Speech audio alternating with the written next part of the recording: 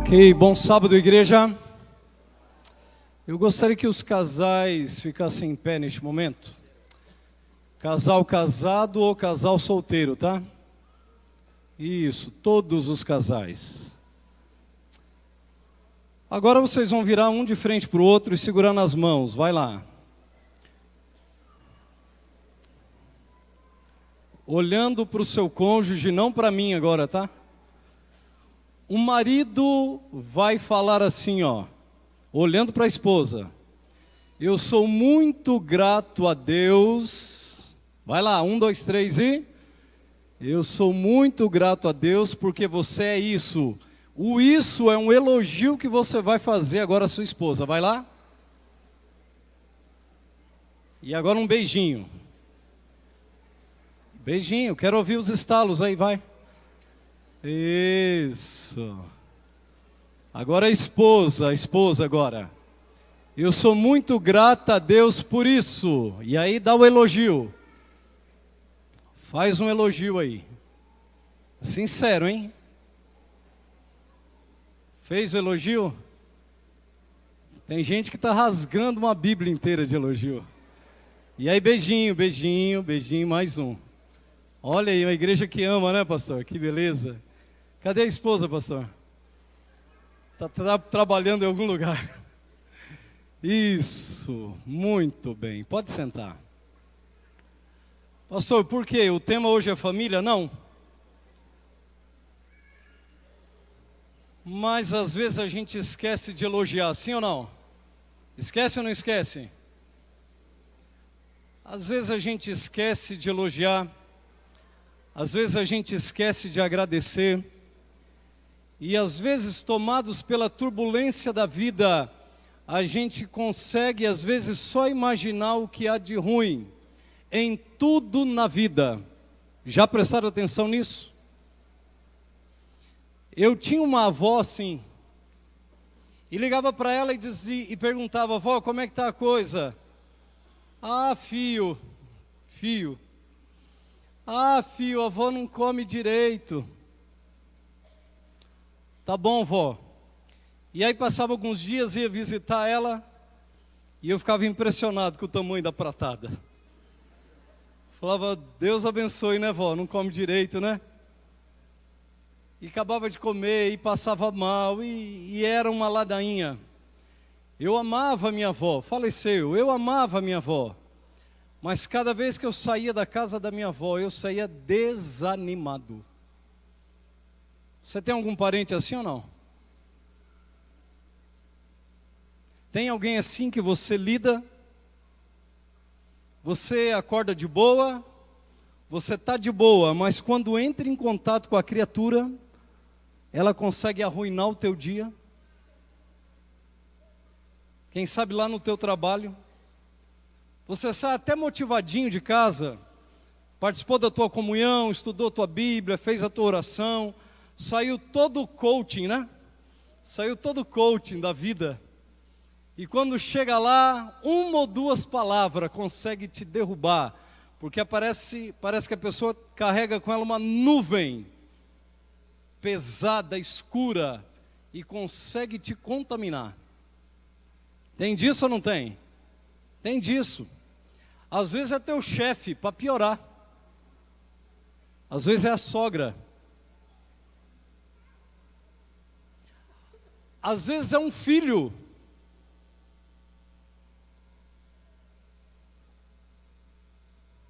E aquilo te desmorona, porque você está indo bem, de repente vem uma palavra vazia. Cadê o DJ? Deu certo aí, DJ? Deu, coloca aí. Você lembra dessa figura ou não? Hã? Eu era criança. Quem sabe os mais novos não hão de lembrar. Qual era a frase dessa figura aqui? Ó,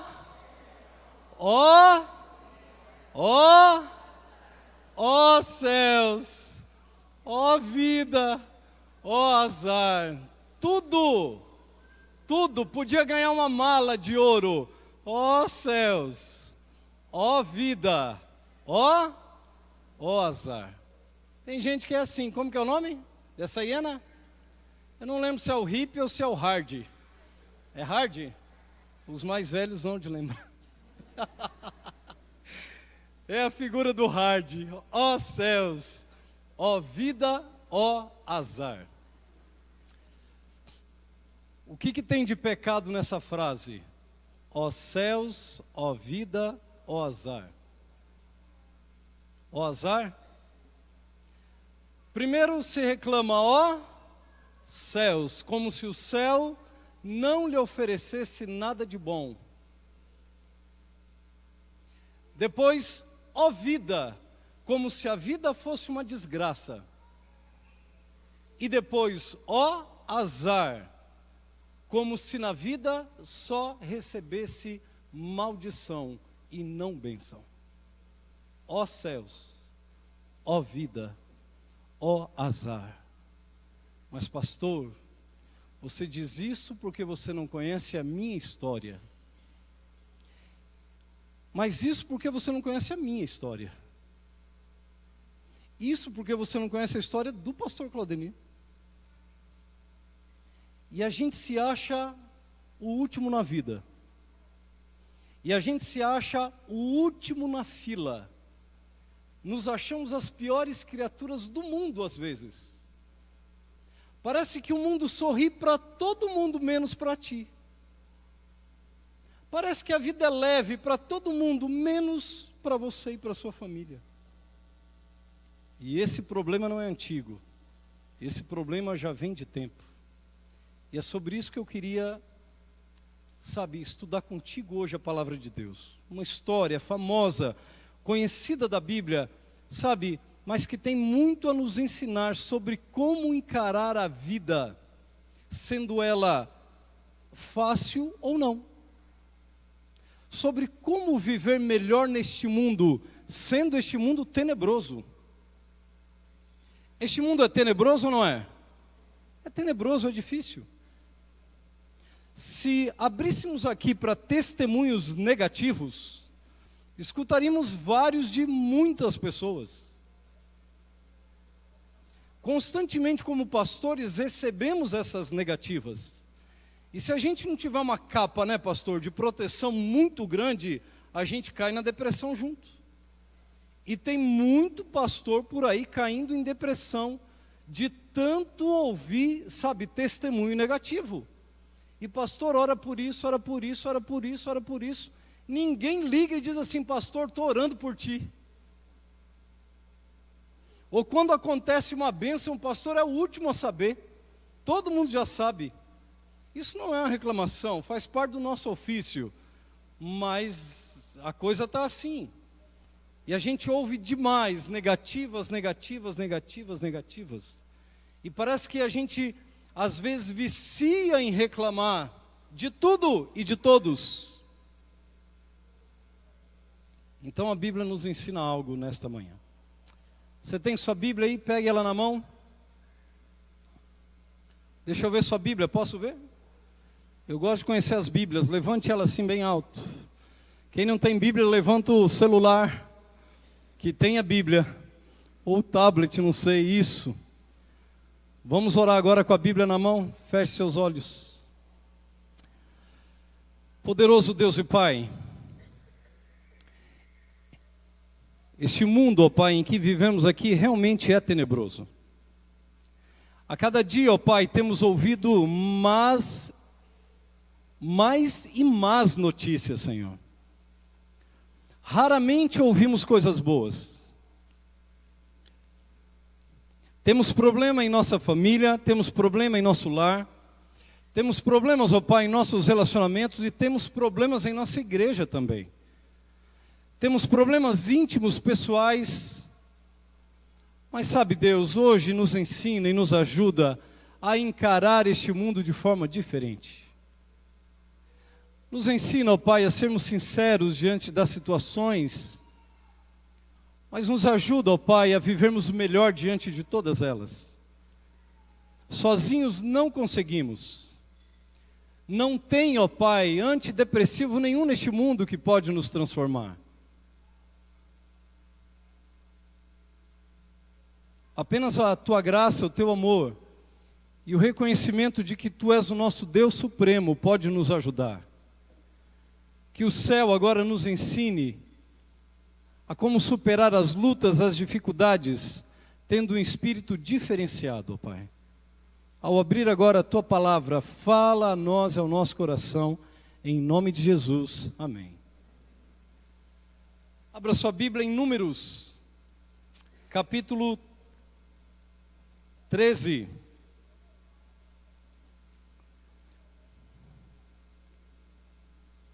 Números capítulo 13, a partir do verso 23. Aqueles que nos acompanham pela internet, se você puder estar aí com a sua Bíblia aberta, amém. Se você não puder, fique tranquilo, porque Deus é contigo, porque bem-aventurado é aquele que ouve também as palavras de Deus.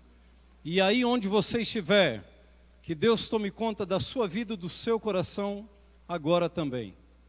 Números 20 de cada tribo, 12 guerreiros, 12 príncipes, 12 homens escolhidos por Deus, um de cada tribo do povo de Deus, que saíram a pedido de Moisés, obedecendo a ordem de Deus, saíram a espiar a terra prometida. E como testemunha das bênçãos desta terra, eles trazem perante o povo, entre outras coisas, um cacho de uva carregado por 2 homens. Quem sabe uma uva dessa dava o almoço de hoje, uma uvinha. Tamanha era a bênção da terra que manava leite e... Leite por quê? Tinha muita vaca? E mel porque tinha muita abelha, sim ou não? Claro que não. Símbolo de fartura, símbolo de prosperidade, terra do maná, que adubando tudo dá. Essa era a terra prometida. Coisa boa. Os homens foram, espiaram. E o espiaram não era apenas deram uma olhadinha, fizeram um estudo, 40 dias estudando a terra, 40 dias analisando a terra e o povo, o lugar. Nos dias de hoje tirariam muitas fotos. Quem sabe postariam no grupo do povo de Israel. Galera, estamos aqui, olha que lugar lindo, olha que lugar legal. Fariam, quem sabe, uma live lá da terra prometida. Mas como não era assim, eles trazem apenas o relato. E esse relato precisava ser fidedigno. Afinal de contas, uma verdadeira testemunha, ela conta apenas o quê? Apenas a verdade. Porque se ela aumenta ou diminui, já não é o quê? Não é uma testemunha fiel. E quando Deus os escolhe, Deus os chama para ser testemunhas fiéis.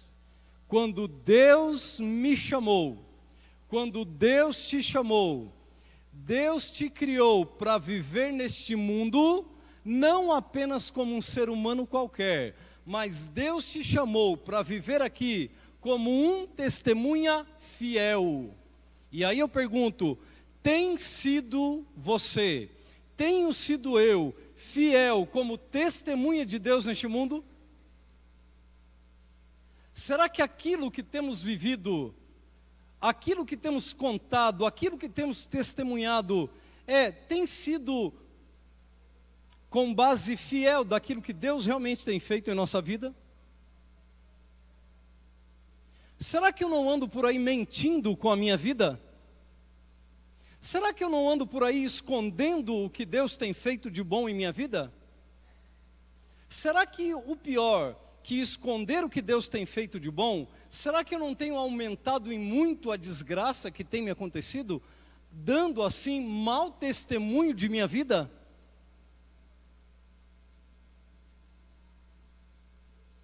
Será que as pessoas têm prazer em andar ao meu lado?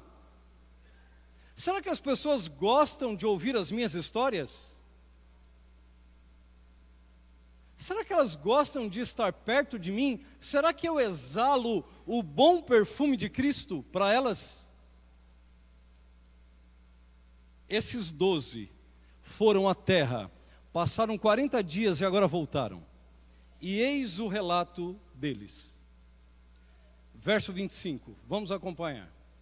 Ao cabo de 40 dias voltaram de espiar a terra. Caminharam e vieram a Moisés, e também a Arão, e a toda a congregação dos filhos de Israel, no deserto de Parã, em Cádiz. Deram-lhes conta a eles e toda a congregação, e mostraram-lhe o fruto da terra. Você consegue imaginar a imagem? Eles chegam, quem sabe no alto de um monte, e ali estava toda a congregação dos filhos de Deus. Quantos mil? Quantas pessoas de testemunha ouvindo o relato? Pelo menos 2 milhões, vamos colocar por aí? 2 milhões de pessoas expectantes, esperando o relato de 12 espias.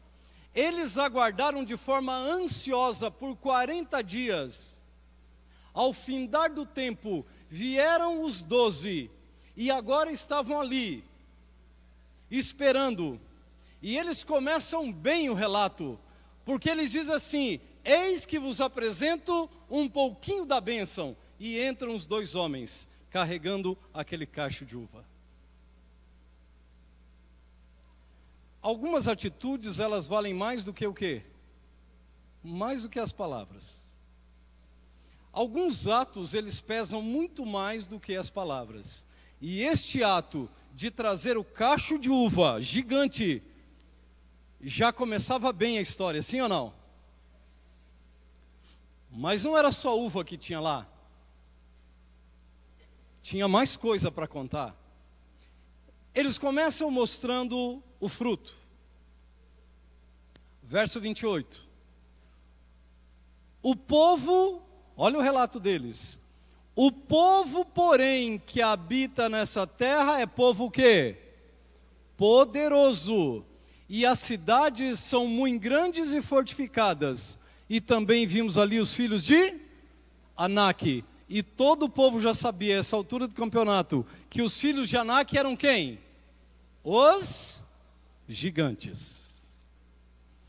O relato começou bom ou não? Como é que o relato começou? Mostrando o cacho de uva, sim ou não? Começou bonito, ó. Só que aí um desgramado, ele diz assim: o povo, porém... E esse porém começou a estragar tudo. O porém estraga ou não estraga? Dependendo do negócio estraga, né? Tem uma moça solteira aqui ou não? Tem um monte, alguém me disse ali.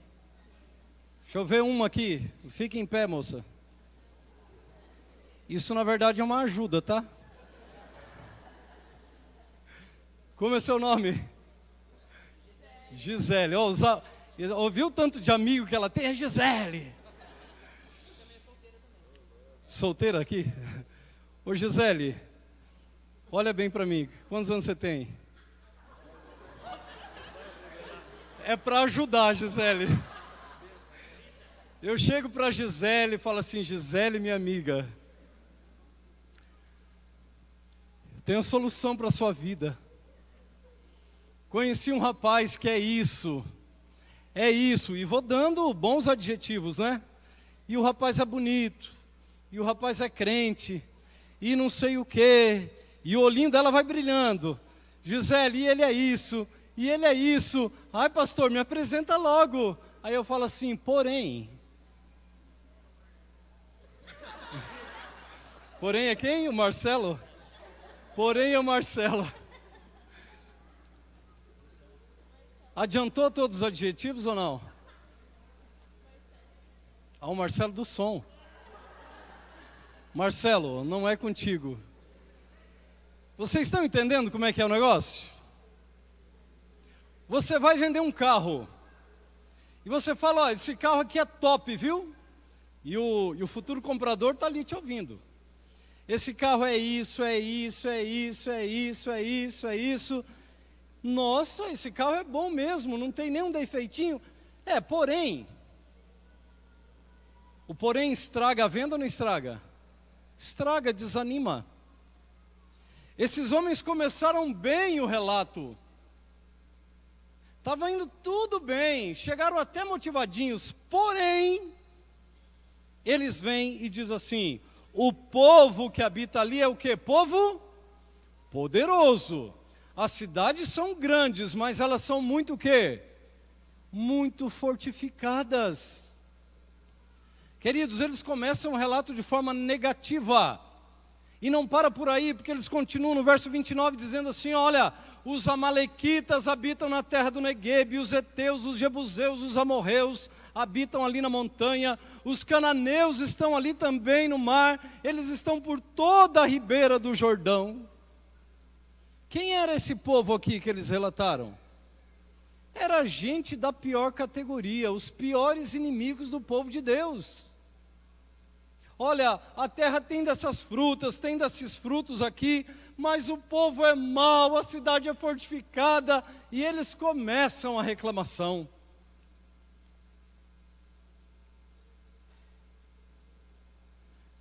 Queridos, o clima estava instável, porque eram 2 milhões de pessoas, tudo gente boa ou não? Era gente que não podia faltar água, que já reclamava. Era gente que não podia faltar carne, que já começava a gritar. Era gente que não podia dar nada de errado, que eles diziam assim, era melhor ter voltado e ter morrido onde? Lá no Egito. E quando eles começam a ouvir esse relato, começa um burburinho no meio da multidão. E eles começam a falar entre eles, meu Deus do céu, como é que Deus vai dar uma terra dessa para a gente? E começam agora a resmungar e a reclamar, e nessa hora quem aparece? Calebe, um dos 12. Calebe no verso 30 ele diz assim, ó, então Calebe fez calar o povo. Calebe pediu ou não? Pediu ou não pediu? Pediu ou não pediu? Hã? Quem faz calar, pede? Não. Quem faz calar não pede. Só que diante da situação não dava para pedir. Calebe, como representante de Deus, ele faz calar o povo perante Moisés e disse, ei, parou de reclamar. Para de ladainha, para de murmúrio. Realmente tem tudo isso aí que vocês estão dizendo, mas para de reclamação. Sabe quando você se enche de ouvir ladainha? E você tem que dar um basta na situação? Ei, parou, não é assim? Não é bem assim?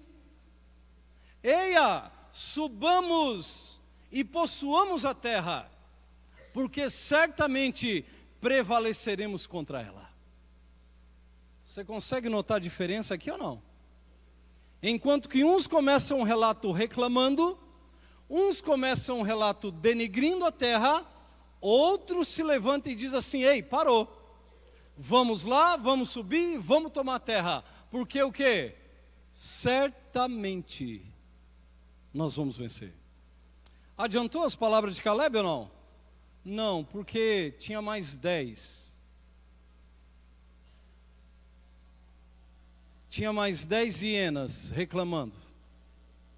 Tinha mais 10 dizendo, ó céus, ó vida, ó azar. E esses 10 continuaram no verso 31. Porém os homens que com ele tinham subido, disseram, não poderemos subir contra aquele povo, porque é mais forte do que nós. E está instalada a guerra. De um lado Josué dizendo assim, nós vamos conseguir. Do outro lado 10 desanimados dizendo assim, não vai dar certo. Às vezes, pastor, eu me lembro de algumas comissões de igreja. Quando o pastor diz assim, gente, nós vamos fazer isso daqui.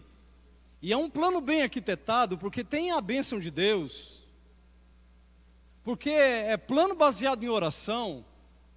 E aí levanta um lá no fundo. E diz assim, pastor, aqui não adianta não. A gente já tentou. Esse bairro aqui não tem jeito. Eu acho que não vai dar. Sempre tem, né? Sempre tem um desanimado. Sempre tem uma hiena resmungona, reclamando, que não bota fé nos planos do Senhor. Não são os planos do pastor, é nos planos do Senhor. Mas aí a coisa continua. Verso 32. E diante dos filhos de Israel, olha só, a Bíblia ela dá ênfase, que diante de toda a congregação, infamaram a terra que haviam espiado. Eu te pergunto, o que significa a palavra infamaram? Por defeito, o que mais? Notícias falsas, o que mais? Cadê o doutor Marcelo? Está por aí ou não? Faltou não, estava aqui. O Flores. Deve estar por aí.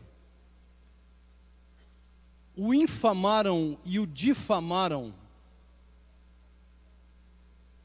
Eles andam juntos.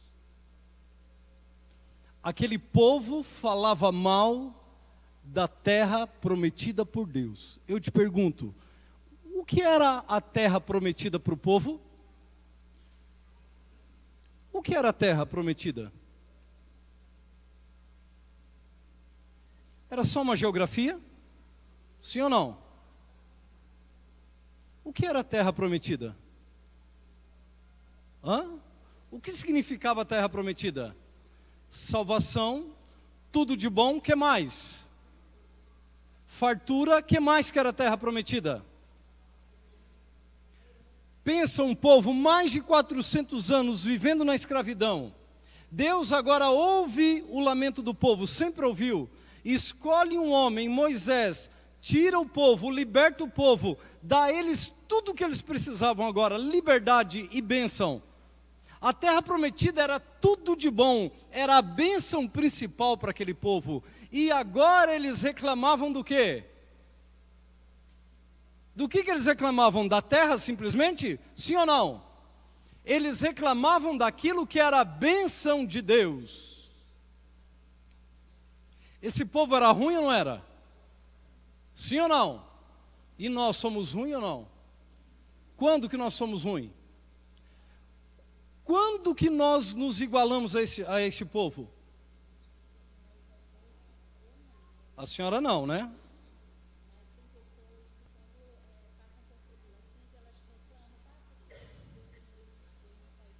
Reclamar de tribulação é reclamar da bênção de Deus? Não, tribulação é tribulação. Agora deixa eu dizer para a senhora e para vocês, e para mim. Sabe quando é que nós nos comparamos a este povo? Por exemplo, quando nós reclamamos da esposa. Sim ou não? Porque independente do ser que você tem em casa,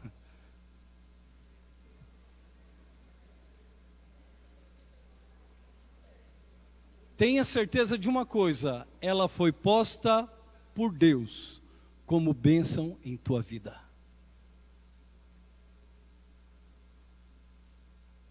E tem marido covarde por aí, que na frente dela não reclama, porque sabe que toma pau. Mas lá onde trabalha, lá nos amigos do futebol, quando começam as piadinhas, É porque minha esposa não sei o quê, não sei o quê, não sei o quê. É minha esposa não sei o quê. Sabe, no tom de brincadeira, mas lá no fundo ele está difamando a sua esposa. Ele está reclamando da bênção que Deus colocou na vida dele. E com a esposa acontece a mesma coisa, porque no grupinho de zap da família dela, ela também bota lá que eu não suporto mais ele. Você está dizendo assim, eu não suporto mais a bênção que Deus colocou na minha vida. Mas pastor, não é bênção, é uma peste.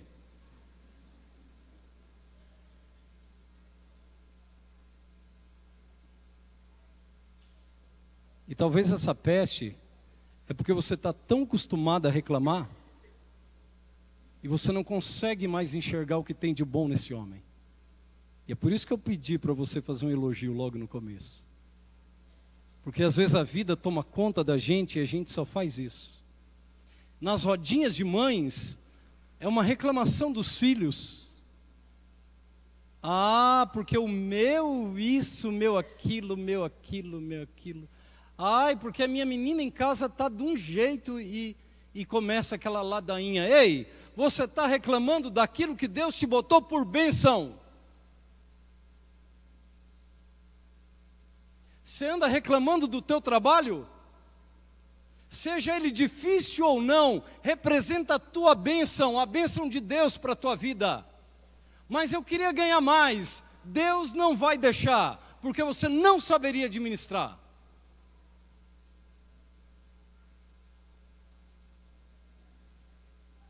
Então para de reclamar da tua família, que é bênção de Deus.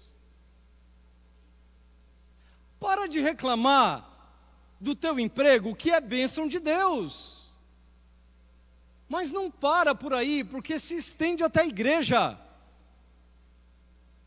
E um dia desse um pai me procurou.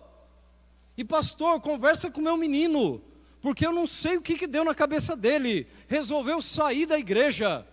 O senhor sabe que a gente é crente desde muito tempo. Esse menino nasceu na igreja e agora resolveu sair da igreja. E eu, conhecendo o menino, eu que batizei o menino, fui atrás do menino. E cheguei no menino, falei, menino, e aí? Ele falou, pastor, o senhor me perdoe, mas na igreja eu não piso mais. Eu falei, rapaz, alguma treta com alguém? Ele falou, sim. Tem um cara responsável pela minha saída da igreja. E eu falei, lá vem chumbo, né? Ou ele vai falar mal de algum ancião, algum pastor. Eu falei, quem foi que te magoou? Ele falou assim, foi meu pai. Eu falei, o que aconteceu? O que teu pai fez? Ele falou assim, pastor, desde pequeno eu ouço meu pai reclamando da igreja. Desde pequeno eu ouço meu pai reclamando dos sermões. Desde pequeno eu ouço meu pai reclamando do pastor. O senhor quer que eu continue na igreja? Foi isso que meu pai me ensinou. Vocês estão entendendo? A gente sai daqui e vai para casa almoçar. E o almoço vira centro de maldição. E aí você quer que seus filhos permaneçam numa igreja que você critica? Você quer que seus filhos sejam uma bênção?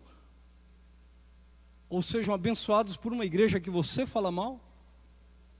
Você quer que seu filho seja um líder de igreja no futuro? Se você reclama da liderança da igreja hoje, que queira você ou não, foi colocada por bênção de Deus? Foi escolhida como bênção de Deus para a tua vida? Queridos, muitas vezes nos igualamos a esses homens.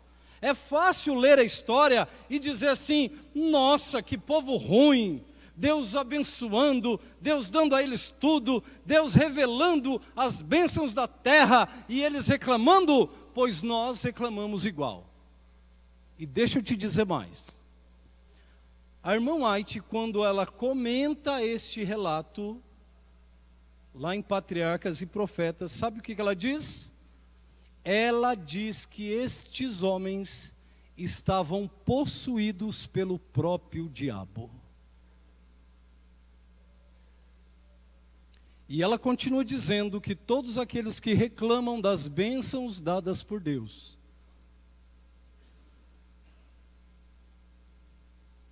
são pessoas que têm a mente possuídas pelo diabo.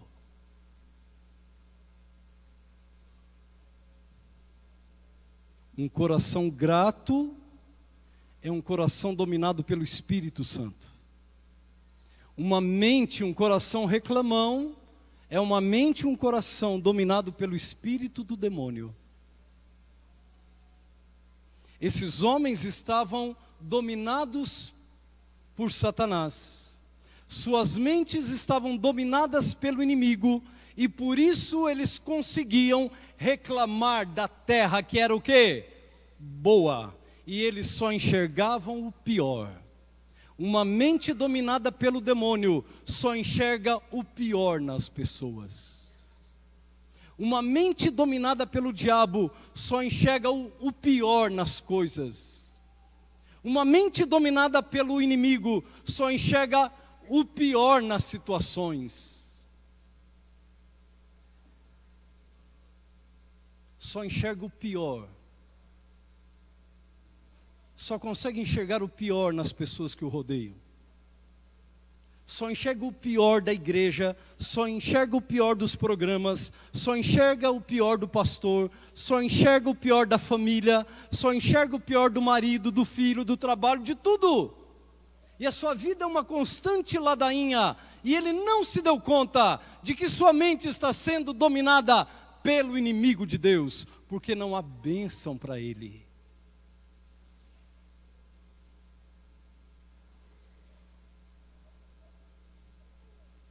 Esses homens continuam.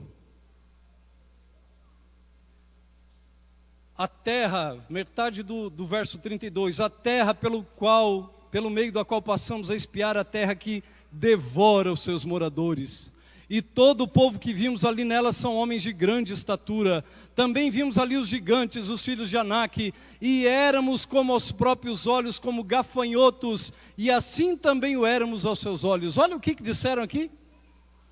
Quantos metros tinha os filhos de Anak? Qual a estatura deles? 3,80 a 4 metros. Aqueles homens que foram espiar a terra, qual a estatura deles? Eram os mais fortes e mais valentes. Vamos colocar na média 1,80? 1,80 para 4 metros. É uma diferença boa ou não? Sim ou não? Boa, mas quem tem 4, olha o de 1,80 como gafanhoto? Hã? Sim ou não? É baixinho, mas não é um gafanhoto. A pessoa dominada pelo espírito ruim, ela exagera na reclamação. A coisa não é nem tão ruim assim, mas ela tem o dom de exagerar. Sabe o dom do exagero? Quando a pessoa conta tanta desgraça, você fica morrendo de dó, e quando você vai averiguar, nem é tudo aquilo. A pessoa fala tão mal da outra pessoa, você fala assim, nossa, deve ser um cão mesmo. E aí você vai e conhece, você vê que a pessoa não é tão ruim desse jeito, mas o outro falou tão mal, ele exagerou tanto, dominado pelo demônio, que a coisa ficou pior do que era.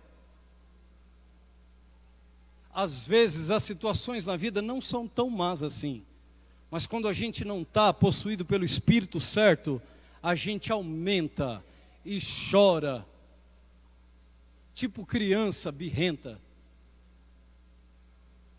E de vez em quando eu pego uma minha no quarto chorando aos prantos, e você vai ver o que é um negócio tão simples. Eu falo, oh meu Deus, e exagera no negócio, né? Exagera nas coisas. Queridos, capítulo 14, presta atenção agora. Levantou-se, pois, toda a congregação e fizeram o quê? Reclamaram? O que diz a Bíblia? Gritou. Imagina 2 milhões de pessoas gritando. A congregação gritou em voz alta e o povo chorou aquela noite inteira. Ei, quantos fizeram 2 milhões chorar a noite inteira? 10 possuídos pelo demônio contaminaram 2 milhões de pessoas, porque é assim. Às vezes basta um para contaminar todo mundo. Não precisa a maioria. Às vezes um, ele consegue contaminar todo mundo. Às vezes um endemoniado, ele consegue atingir a mente de todo mundo. Basta um para estragar o negócio. Basta um para tirar a paz de um grupo todo. Basta um. E queridos, quando tem às vezes um só, às vezes não tem jeito. E às vezes Deus tem que agir no negócio, viu? Às vezes Deus tem que agir. Pastor Siqueira, ele conta de um tempo que ele foi pastor, e de que ele tinha na sua igreja sede um ancião encrenca. Sabe aquele cara chato? Que tudo ele é do contra, mas era terror. Não só o pastor sofria na mão dele, mas como toda a liderança da igreja sofria. E tudo ele era do contra, tudo do contra. E um dia o pastor convidou ele a se retirar do grupo de líderes. Falou: irmão, vai para outra igreja, faz outra coisa, porque não dá. Mas o velho estava ali firme e não largava o osso. E o pastor agora começou a orar: Senhor, dá um jeito, porque só o Senhor para dar um jeito. No meio desse rolo todo, um dia o pastor quase apanhou na porta da igreja desse irmão, encrenqueiro. E já tinha encrencado com muita gente, expulsava as pessoas da igreja. E o pastor agora começou a jejuar, um sábado sim, um sábado não. Senhor, dá um jeito. E sabe qual foi o jeito que Deus deu? O único jeito que Deus deu foi o pastor ter que fazer o funeral desse irmão.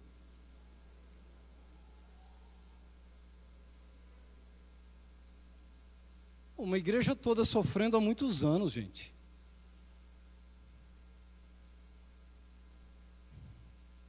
Deus abençoe, pastor Claudemir, que o senhor não tem que orar por ninguém aqui.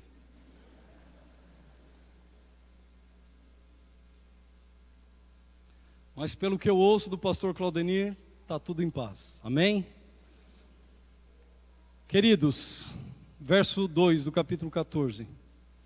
Todos os filhos de Israel murmuraram contra Moisés e contra Arão. E toda a congregação lhes disse: tomara tivéssemos morrido na terra do Egito ou no deserto. Olha o que faz a mente dominada pelo demônio. Eles preferiam agora morrer de volta no deserto do que receber a bênção de Deus. Eles agora desprezavam a bênção do Senhor.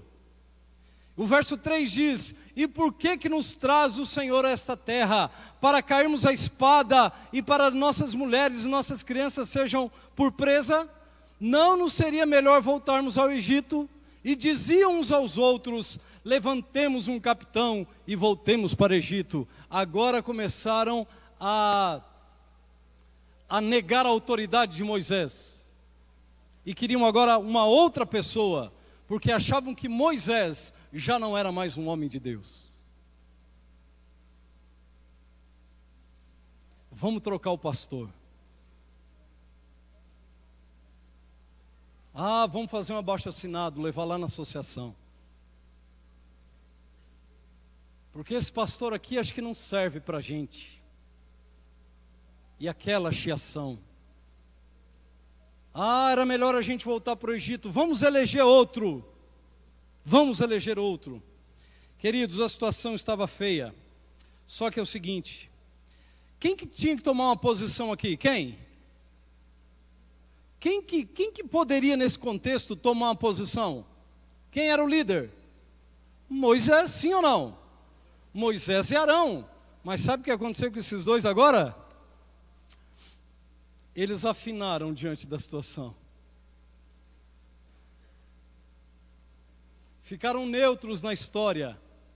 E queridos líderes desta igreja, se você foi um dia chamado como líder do povo de Deus, seja lá qual for a tua área, nunca esteja neutro diante de uma situação. Tome lado ao lado das coisas do Senhor. Tome uma posição ao lado do que é certo, ao lado de Deus. Porque diz aqui, que Moisés e Arão caíram sobre o seu rosto perante a congregação dos filhos de Israel. Sabe o que eles conseguiram fazer nesse caso? Chorar juntos, só isso. Só choraram juntos.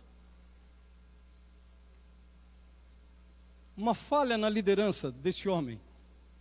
Porque perfeito também não era. Então, quem teve que tomar atitude?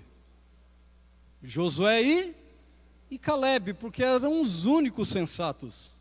E diz assim, verso 6: E Josué, filho de Nun, e Caleb, filho de Jefoné, dentre os que espiaram a terra, rasgaram agora suas vestes. Esse rasgar as vestes não era à toa. Esse rasgar as vestes era a única forma que eles tinham de chamar a atenção.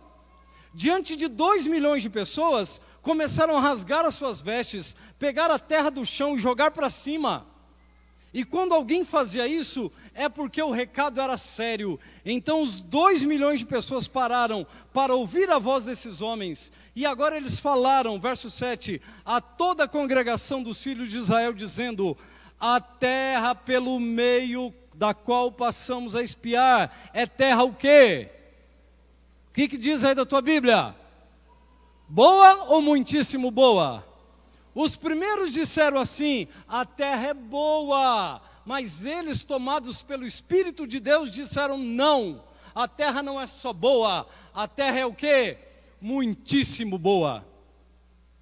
Enquanto alguns reclamam em excesso, aqueles que são dominados pelo Espírito Santo de Deus, eles conseguem enxergar a bênção na medida.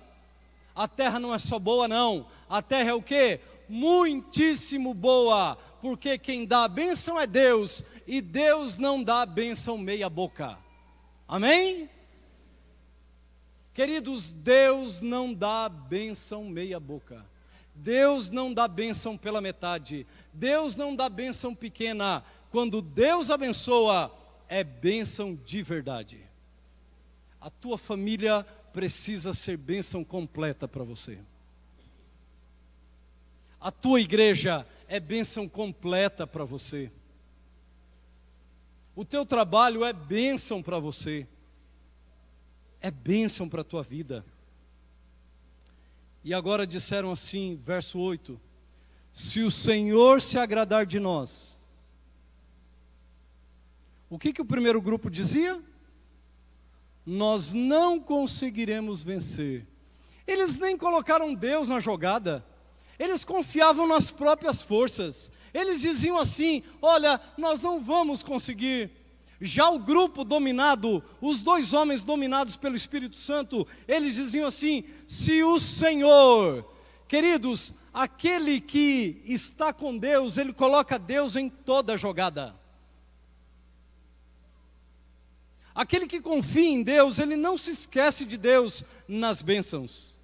Porque cada batalha é baseada na presença do Senhor. E ele diz assim: se o Senhor estiver conosco, se o Senhor se agradar de nós, então nos fará herdar a terra e nola dará, terra que mana leite e mel. Verso 9: tão somente não sejais rebeldes contra o Senhor, e não temais o povo desta terra, porquanto como pão, olha só, como pão os podemos devorar.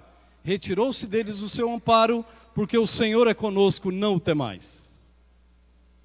Quando eles dizem assim, como pão nós podemos devorar, sabe o que eu imagino? Eu imagino um pão Pullman, sem casca, só o miolinho. Qualquer velha banguela consegue comer. É moleza. como pão Pullman. E era assim que eles viam os inimigos. E essa motivação não era motivação, aquela motivação por aí, que você pode, você consegue. Sabe essa motivação de coaching? Mequetrefe? Você tudo pode, tudo. Não! Eles tinham a confiança, mas que vinha do alto, não neles. Porque se o Senhor se agradar, vai ser moleza igual o pãozinho Pullman. E eles tinham essa noção. Eles tinham a noção da bênção de Deus. Só que esse relato todo adiantou alguma coisa, sim ou não? Não adiantou. Eu estou indo para o final da mensagem, tá? Aguenta aí. Sabe, essa motivação dos dois parece que não adiantou, porque diz assim o verso 10: apesar disso, apesar dessas palavras de ânimo, apesar de falar em nome do Senhor, apesar disso, toda a congregação disse que os apedrejassem. Porém a glória do Senhor apareceu na tenda. Ei, queridos, deixa eu te dizer, por muitas vezes em tua vida, quando você se levantar em nome do Senhor, quando você se levantar em nome de Deus, as pessoas não crerão. Tua família não vai crer, teus amigos não vão crer, o povo não vai crer, tua equipe não vai crer, a comissão não vai crer, viu, pastor? Às vezes a igreja não vai topar uma empreitada missionária. Às vezes o povo está parado, está tomado por outro espírito, sabe? E foi isso que aconteceu. Eles disseram a palavra e a coisa piorou, porque agora tinha 2 milhões querendo apedrejar os dois. Só que deixa eu te dizer, quando você está com Deus, quando você confia no Espírito Santo, quando você confia no Deus poderoso, quando você tem a certeza de que está fazendo a coisa certa junto com Deus, Deus não te desampara, amém por isso? Porque diz aqui a palavra, que agora a glória do Senhor apareceu na tenda da congregação, a Shekinah do Senhor, e aquela nuvem espessa, representando a glória de Deus, cobriu todo aquele povo, e eles sabiam que Deus tinha chegado. E agora Deus declara do céu, disse o Senhor, verso 11, até quando me provocará este povo? Até quando não crerá em mim? Até quando, a despeito de todos os sinais que fiz no meio deles? Queridos, Deus pergunta para mim e para ti hoje, diante das lutas da tua vida, diante das tuas decepções deste mundo, Deus te pergunta, você ainda vai continuar duvidando de mim? Ah, mas Senhor, mas está difícil, porque minha família, e não sei o quê, e Deus falando assim, fique tranquilo, porque eu sou contigo, mas Senhor, não sei, será? Ah, eu tenho um exame ainda para pegar, e lá no meu trabalho isso, e lá na minha casa e tal, e aquela reclamação, aquela ladainha, e Deus te dizendo hoje, até quando você vai duvidar de mim?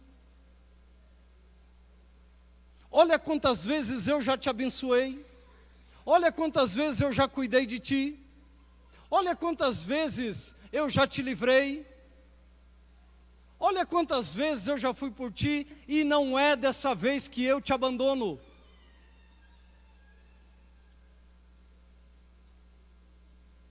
Deus dizia agora para aquele povo, até quando que vão duvidar de mim? E Deus agora dá a sentença, porque queridos, eles escolhiam aqui a morte, e não a bênção. E tem gente que escolhe a morte diariamente, e Deus disse assim, ó, com pestilência o ferirei e o deserdarei, e farei de ti povo maior e mais forte do que este. Deus disse assim, eu vou precisar eliminar todo mundo, porque Deus não é tanso também. Deus ama, Deus cuida, mas Deus é justo. E talvez alguma coisa tenha dado errado na sua vida, não porque você é um azarado, mas é porque a bênção de Deus não pode vir sobre aqueles que duvidam da bênção do Senhor. Ah, na minha vida dá tudo errado sempre. Ah, as coisas não estão dando certo, e não vai dar, enquanto você não confiar na bênção de Deus. Aqueles homens duvidavam da bênção do Senhor e Deus precisava agora tirar a vida deles. Nessa hora Moisés toma coragem e começa a interceder pelo povo. E verso 19 ele diz assim: Senhor, perdoa, pois, a iniquidade deste povo, segundo a grandeza da tua misericórdia, e como também tens perdoado este povo desde a terra do Egito. Senhor, não é a primeira vez que eles vacilam, nós sabemos, mas perdoa eles mais uma vez. Aí eu te pergunto, Deus perdoou ou não perdoou? Perdoou, mas não deixaram de sofrer o quê? As consequências. Não deixaram de sofrer as consequências. Verso 20: tomou-lhe o Senhor, segundo a sua palavra, e lhe disse: eu lhe perdoei. Perdoou, claro que eu perdoo. Porém, tão certo como eu vivo, Deus agora promete pela sua vida, hein? Tão certo como eu vivo, e como toda a terra se encherá da glória do Senhor, nenhum dos homens que, tendo visto a minha glória e os prodígios que fiz no Egito e no deserto, todavia me puseram à prova já quantas vezes? 10 vezes duvidaram de Deus. E esse 10 aqui é simbólico, porque eles tinham visto muito mais do que 10 vezes Deus agindo na vida deles. Já 10 vezes não obedeceram a minha voz. E Deus agora declara: nem um deles verá a terra que com juramento prometi a seus pais. Sim, nenhum daqueles que me desprezaram Deus aqui diz: vocês estão duvidando da minha bênção? Vocês estão duvidando do meu poder? Então vocês estão duvidando de mim e do meu caráter. Quando duvidamos da bênção de Deus, estamos duvidando do caráter de Deus. E qual é o caráter de Deus? Amor. Amor. Duvidaram do amor de Deus, duvidaram do caráter de Deus, e agora perderam a sua vida, porque Deus teve que levantar um outro povo, uma outra nação, que cria um pouco mais no Senhor. Como é que você vai encarar a vida daqui para frente? Reclamando de tudo? Cadê a moça do piano? Música para pensar. Não precisa chorar, só pensar. Queridos, pensa um pouco na tua vida. Pensa um pouco na tua vida no âmbito pessoal. Eu creio que está difícil, eu creio. Eu creio que não estão fáceis os relacionamentos. Eu creio que o mundo está pesado para ti, como está pesado para mim. Aqueles que lidam com negócios, deixa eu te dizer, eu creio que a coisa não está fácil para você, porque não está fácil para ninguém. Aqueles que são pais, deixa eu te dizer, eu creio que não está fácil de criar os filhos, porque eu também sou pai e não está fácil mesmo. Sabe, pastor, não está fácil ser pastor, porque eu também sou e digo, está difícil. Queridos líderes desta igreja, não está fácil, e não está fácil mesmo. Mas sabe, Deus é por nós, porque Deus me escolheu, e Deus te escolheu para herdar a terra prometida. As coisas estão difíceis neste mundo, porque este mundo não nos pertence. Precisamos de uma vez por todas entender que somos passageiros aqui. As coisas deste mundo vão passar, as dificuldades vão passar. Paulo foi muito claro. Moisés foi claro, João foi claro, os profetas foram muito claros ao dizer que este mundo não nos pertence. O Apocalipse não se cansa de dizer que este mundo não nos pertence, de que o mundo meu e seu é aquele mundo perfeito, onde não há mais tristeza, morte, dor. É este mundo que nos pertence, não este aqui que vivemos agora. É passageiro. Estamos aqui, sabe, é só por um período. para ajudar Jesus a salvar outras pessoas que estão por aí endemoniadas reclamando. Jesus quer que eu e você sejamos luzes, pessoas centradas no Evangelho, homens e mulheres que sabem reconhecer a bênção de Deus. Mas às vezes a gente se parece com os que não têm esperança. A gente reclama como aqueles que não têm esperança. A gente murmura como aqueles que não têm esperança. Sabe, aí o Evangelho não avança, porque as pessoas não conseguem ver em nós um Deus que nos abençoa. Então a gente precisa parar hoje e aprender a contar mais as bênçãos de Deus. Mesmo diante das lutas, mesmo diante das dificuldades.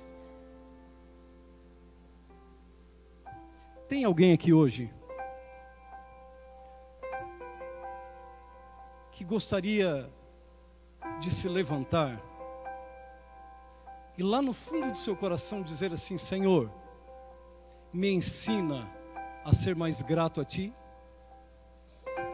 Eu quero orar por Ti. Eu quero orar por mim, porque às vezes eu me pego como uma hiena reclamona também. Às vezes eu me pego reclamando da família, do ministério, da igreja, dos problemas. Eu me pego assim. E às vezes eu tenho que parar e falar: ô, peraí, e as bênçãos?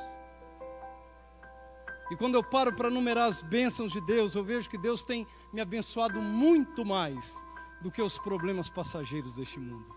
E Deus tem feito isso comigo e contigo, pode ter certeza. Quem nesta manhã gostaria de levantar e dizer: Senhor, eu quero ser mais grato a Ti? Deus seja louvado, irmão.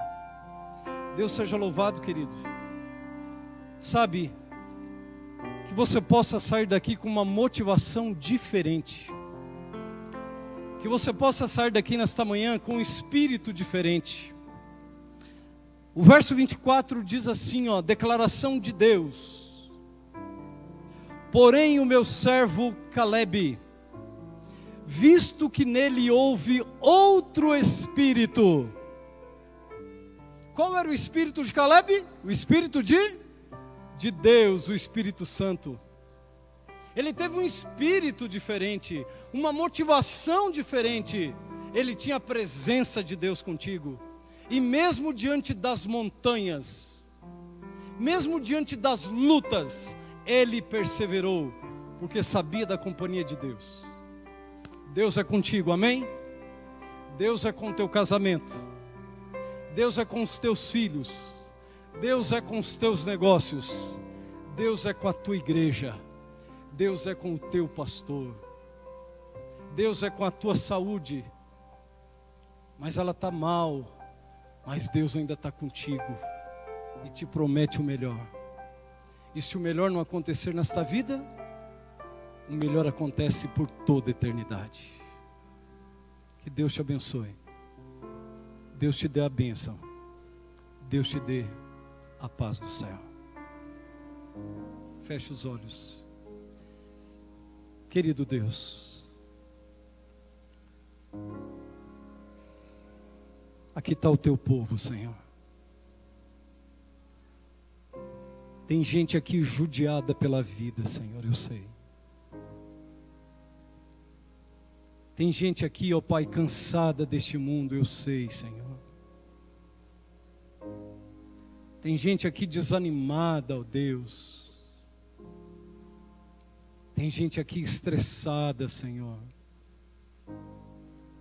Tem gente aqui almejando as férias faz tempo. Tem gente aqui, ó Pai, derrotada. Tem gente aqui amarga, ó Pai. Porque o mundo é pesado, o mundo cansa, Senhor. Mas, ó Deus, nos lembre constantemente, Senhor, de que aqui não é o nosso lugar. De que o Senhor já reservou para nós novos céus e nova terra. Tira de nós, Senhor, o espírito da reclamação. Tira de nós, Senhor, o espírito do murmúrio. Tira de nós, ó Pai, o espírito da incredulidade.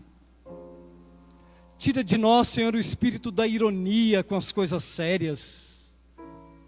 Tira de nós, Senhor, o cinismo espiritual que muitas vezes permeia a nossa mente e coração. Tira de nós, Senhor, a preguiça de louvar o Teu nome. Nos ajuda, ó Pai, a reconhecer as Tuas bênçãos. Nos ajuda, ó Pai, a encontrar a Tua bênção em nossa família. Nos ajuda, ó Pai, a encontrar a Tua bênção em nossa igreja. Nos ajuda, ó Pai, a encontrar a Tua bênção em nosso trabalho, em nossos estudos. Nos ajude, ó Pai, a nos contentarmos com aquilo que o Senhor nos dá. Porque se um dia, ó Pai, tivéssemos que escolher esta vida, a Tua palavra diz que escolheríamos viver a mesma vida, porque foi a melhor, porque foi escolhida por Ti. Que saiamos daqui, ó Pai, com um outro espírito, o espírito de gratidão, o Espírito Santo do céu, aquele que nos mobiliza e que nos faz viver por Ti. Cuida, ó Pai, da liderança desta igreja. Cuida, Senhor, do pastor Claudenir. Que ele continue fazendo sempre o melhor para o crescimento do Teu povo, para o crescimento da Tua obra neste lugar. Abençoa cada pai, cada mãe, cada filho, cada marido, cada mulher, para que de hoje em diante possam ver bênção e possam falar de bênção. Te peço tudo isso, ó Pai, pelo Espírito Santo de Deus, pelo sangue de Jesus. Amém, Senhor.